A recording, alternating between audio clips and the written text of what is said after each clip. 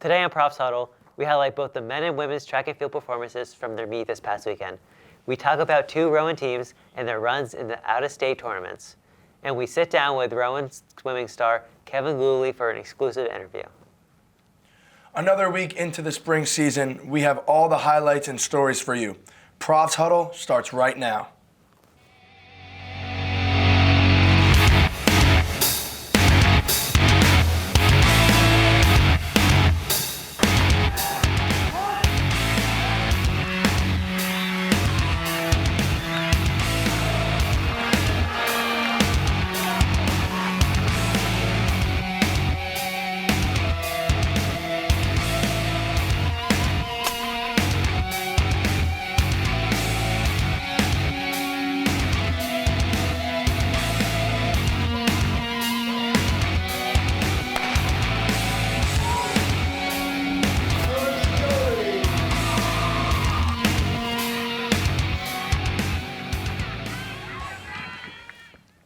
Welcome to another episode of Profs Huddle. I'm Alex Pitts. And I'm AJ Helfenbein.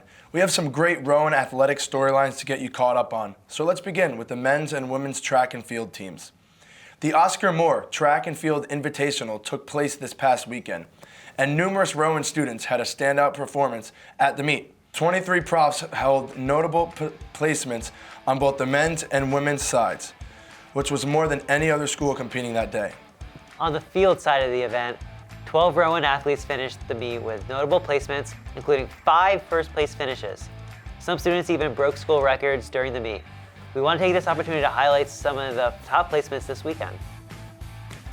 To start off with the women's 100-meter hurdles, Nicole Notariani finished first with a time of 14:55. For the men's 110-meter hurdles, Marquise Young earned the top spot with a time of 14:76. Jamir Beasley won the men's 100-meter by achieving a time of 10:81. He was the only competitor to achieve a time under 11 seconds. Kevin Lauer finished first in the 1500-meter with a time of 4 minutes and 1.91 seconds.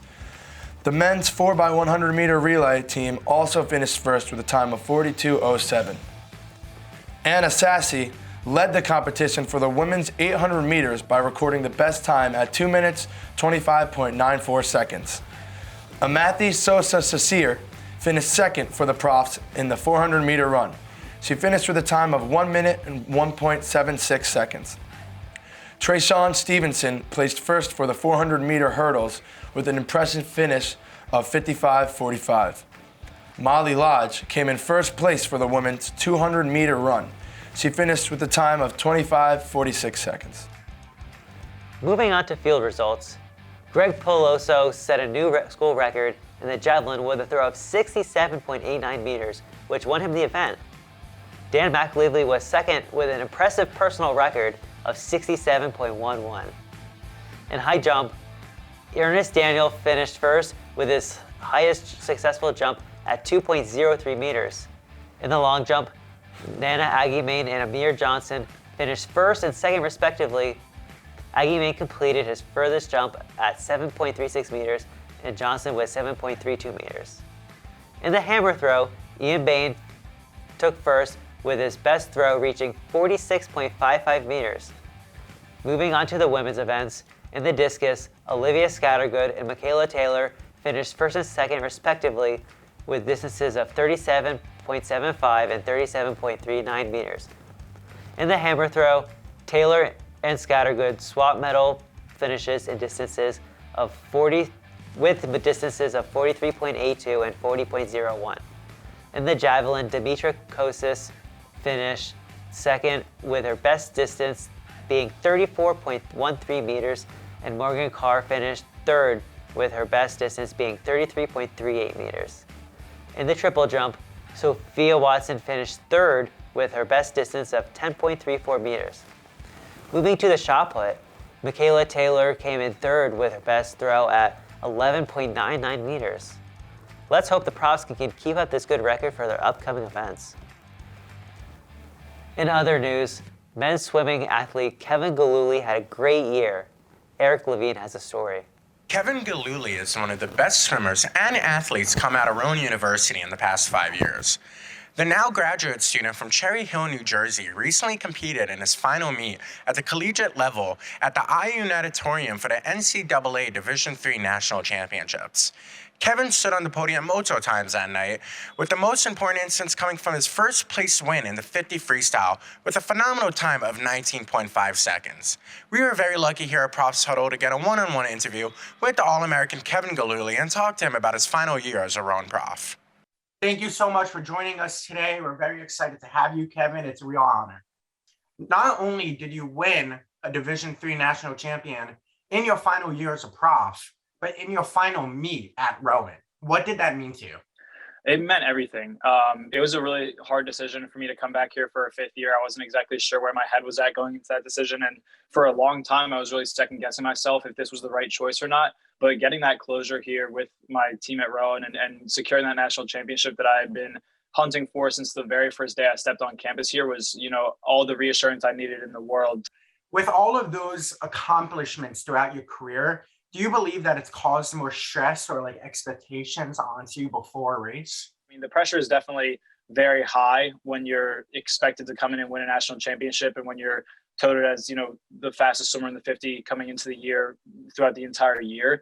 But I mean, I knew that with the training I had done and with the confidence that I had, it wasn't going to be a problem to win that race. It was just going to be a race between me and the clock and how fast I was going to go. You've had a lot of experience at Rowan, being one of the top guys in that locker room. What advice would you give to future Rowan profs who are looking to come into the pool?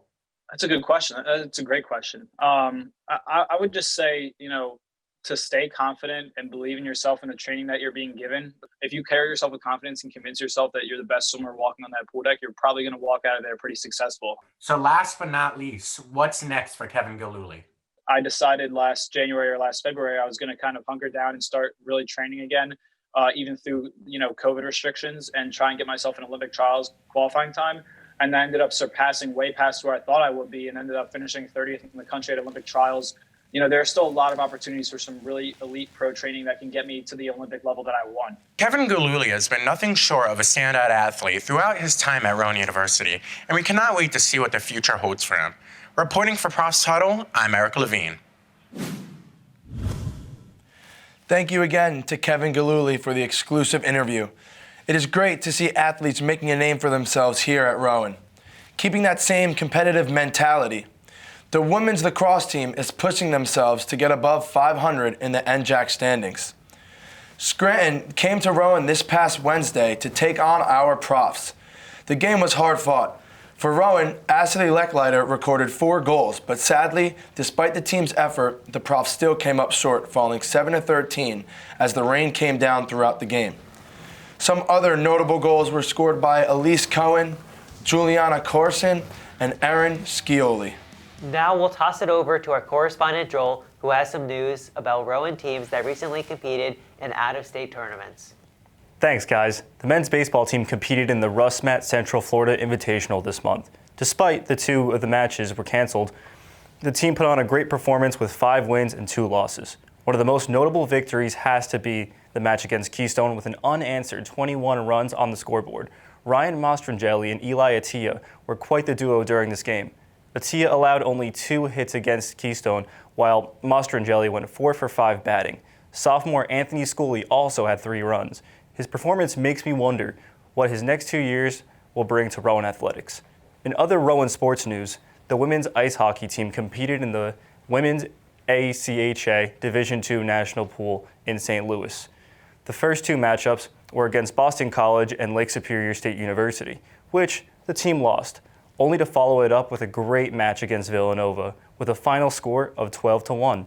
Amanda Pietz scored 3 goals throughout the match, one of which was assisted by Emma Stillwagon in the 3rd period.